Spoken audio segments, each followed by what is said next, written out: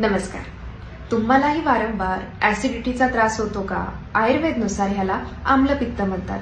ज्या वेळेला आपण दीर्घकाळापासून तेलकट, तिखट अन्न पदार्थाचं सेवन करतो, पॅकेज्ड फूड, मैदा यासारख्या पदार्थांचं अति प्रमाणात सेवन होतं, त्याचबरोबर अल्कोहोल, स्मोकिंग या देखील गोष्टी शरीरातलं पित्त वाढवतात आणि पचन बिघडवतात आणि त्यामुळे ऍसिडिटी सारखा हा आजार आपल्याला लागतो.